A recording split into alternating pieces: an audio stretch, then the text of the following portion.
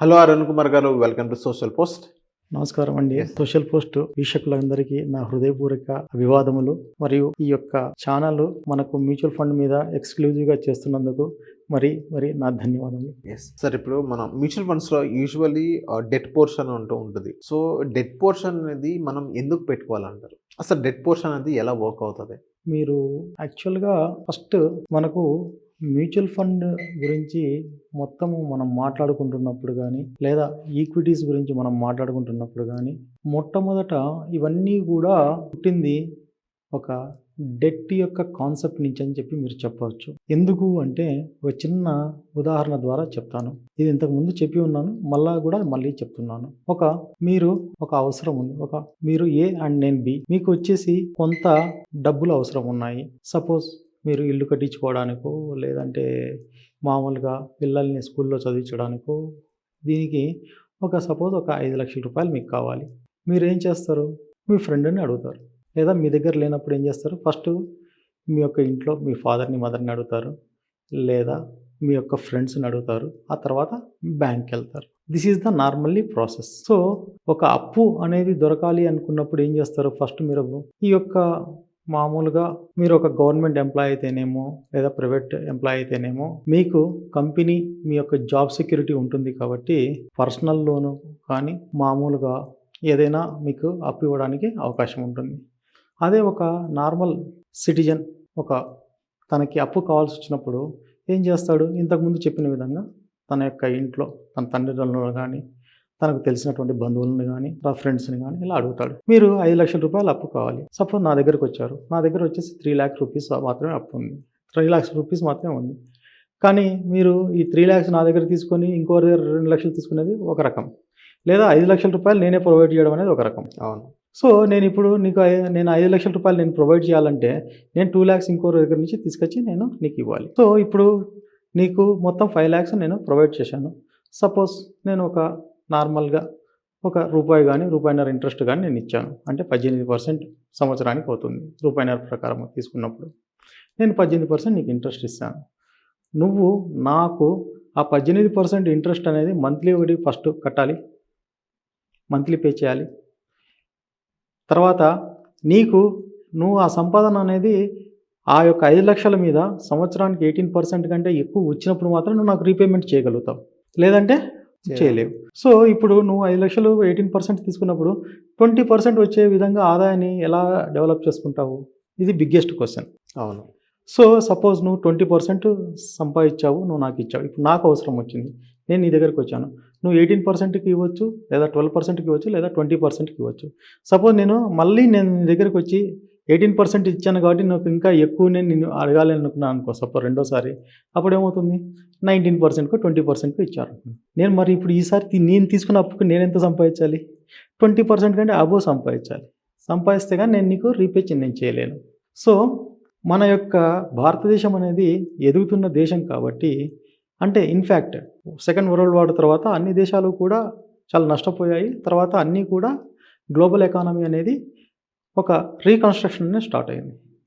ఇప్పుడు నేను ఆ టైంలో నేను 15% 20% నేను ఇంట్రెస్ట్లు పెట్టి నేను తీసుకుంటే నెక్స్ట్ ఫర్దర్గా అంటే సైకిల్ అంటే ఒక మనిషి వచ్చేసి నార్మల్గా ఒక ధనవంతుని దగ్గర తీసుకున్నాడు, కొంతమంది ధనవంతులు కలిసి ఒక కంపెనీ దగ్గర తీసుకుంటారు, కంపెనీలన్నీ కలిపి బ్యాంకు దగ్గర తీసుకుంటారు, బ్యాంకులన్నీ తీసుకుని రిజర్వ్ బ్యాంక్ ఆఫ్ ఇండియా, తర్వాత గవర్నమెంట్ దగ్గర.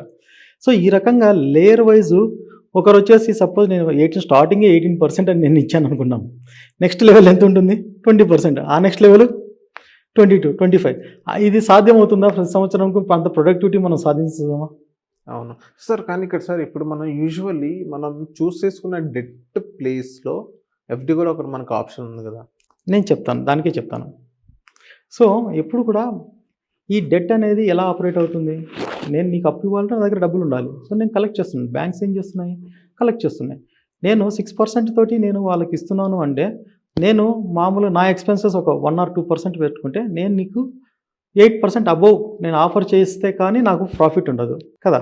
సో అందుకని చెప్పేసి మామూలుగా మీకు ఏదైనా సరే మామూలుగా ఒక పర్సనల్ లోన్ అన్నప్పుడు కనీసం అంటే 10, 10.5 నుంచి స్టార్ట్ అవుతాయి. ఏది కూడా 10 లోపల ఉండవు అనమాట. ఆ రకంగా చూసుకుంటున్నప్పుడు మినిమం వచ్చేసి 10% ఉంటే ఇట్లా మామూలుగా లేయర్స్ కొద్దీ అంటే చేతులు మారే కొద్దీ ఈ డెట్ యొక్క ఇంపార్టెన్స్ ఏమవుతుంది? పెరుగుతూ పోతుందా లేదా?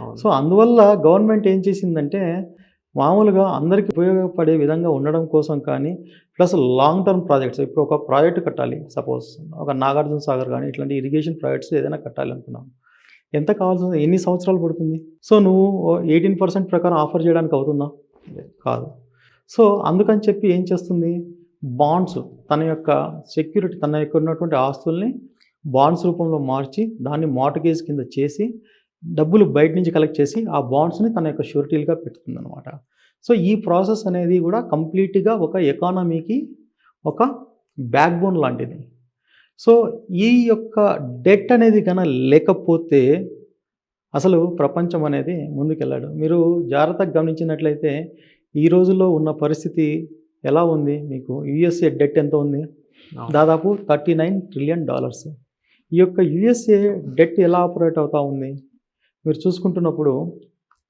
తన యొక్క డాలర్ ఇప్పుడు ఏ ట్రాన్సాక్షన్ జరిగినా కూడా డాలర్స్లోనే ట్రాన్సాక్షన్ జరగాలి అన్నటువంటి గ్లోబల్ అగ్రిమెంట్స్ పెట్టుకోవడం ద్వారా డాలర్ యొక్క స్టెబిలిటీని ఇంప్రూవైజ్ చేసుకుంటూ సంవత్సరం చేసుకుంటుంది సో నేను ఏదైనా ఒక 2 కంట్రీస్ డాలర్స్లో చేసుకుంటున్నప్పుడు ఈ డాలర్స్ తీసుకెళ్ళి మళ్ళీ ఎక్కడ పెడుతున్నారు యుఎస్ బాండ్స్లో పెడుతున్నారు యుఎస్ బాండ్స్లో పెట్టినప్పుడు మనకు యుఎస్ బాండ్స్ అంటే ఏంటి యుఎస్ఏ గవర్నమెంట్ సెక్యూరిటీస్ కదా యుఎస్ఏ గవర్నమెంట్ సెక్యూరిటీస్ ఏం చేస్తున్నాయి సంవత్సరానికి మేము ఇంత డబ్బులు ఇస్తున్నాయి సో ఆ రకంగా డెట్స్ అనేది పెరిగిపోయి ఇప్పుడు $39 ట్రిలియన్ వస్తుంది సో సంవత్సరానికి మినిమం ఒక $2 ట్రిలియన్ వరకు తన అప్పులు కట్టే పరిస్థితే ఉందన్నమాట సో ఆదాయం ఏమో పెరగట్లేదు అప్పులు పెరిగిపోతున్నాయి సో దాన్ని న్యూట్రలైజ్ చేసుకోవడం కోసం డాలర్ వాల్యూని పెంచుతున్నారు ఒక పక్క కొత్తగా ప్రింటింగ్ చేయాలని చెప్పి చెప్తున్నారు ఒక పక్క డిఫరెంట్ మెథడాలజీస్లో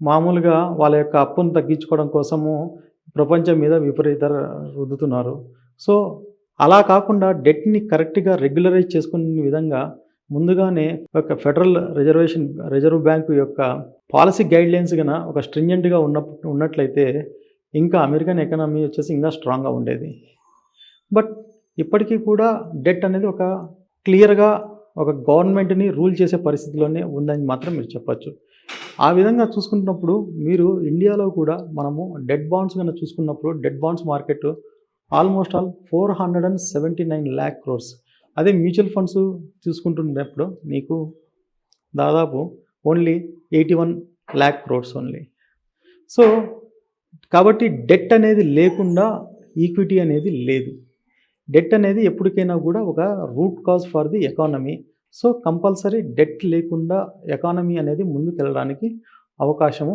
ఉండదు okay so thank you sir మా సోషల్ పోస్ట్ వచ్చినందుకు